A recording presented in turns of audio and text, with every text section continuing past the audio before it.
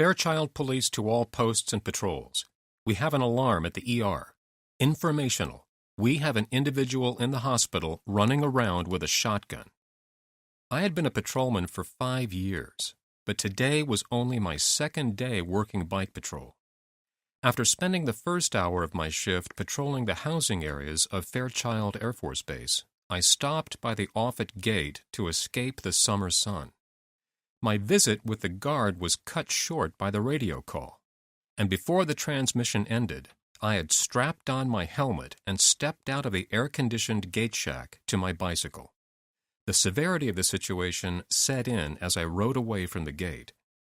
As I approached the intersection of Offutt and Graham, I was suddenly aware that, unlike my patrol car, my bicycle wasn't equipped with lights and a siren. I slipped the keyring from my duty belt. The keys to my dorm room, car, and handcuffs dangled from my mouth as I blew a chrome whistle and turned onto Graham, pedaling hard down the 2-lane asphalt road. As I rode toward the scene, the world around me slowed and went silent. I felt calm, almost numb. Several vehicles rolled past me on their way out of the area.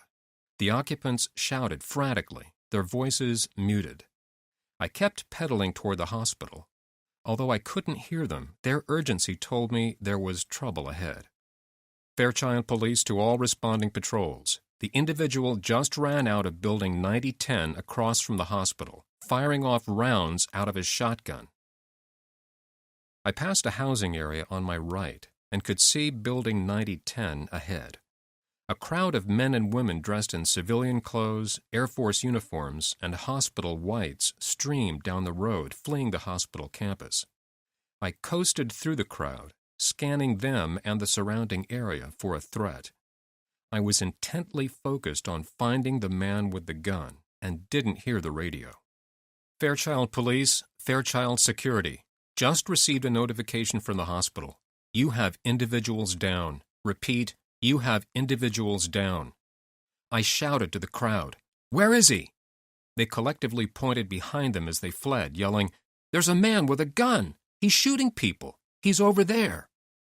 As I emerged from the crowd, I heard the deep boom of gunfire. The sound reverberated off the hospital buildings to my right and the military houses behind the perimeter fence to my left. I coasted and searched for the source of the gunfire. In the distance, a man dressed in black with a long gun at his hip appeared in the middle of the road. As he walked toward me, he swung the weapon to his right and fired toward the housing area. He then swung the weapon to his left and fired toward the hospital. Still coasting, I leaned right and glided up a sidewalk ramp in front of the hospital annex building.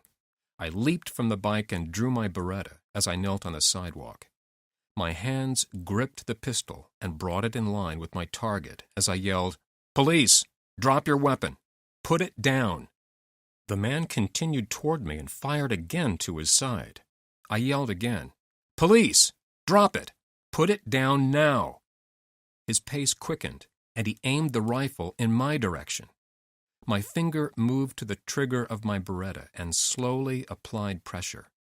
The hammer came back smooth and dropped sharp, propelling my first shot toward the man with the gun. When the shooting ceased, a trail of shell casings, bullet holes, and blood led through the hallways and parking lots of the Fairchild Air Force Base hospital campus. Medical teams worked to locate and triage the wounded, while law enforcement officers searched for a rumored second gunman, and investigators attempted to identify the shooter.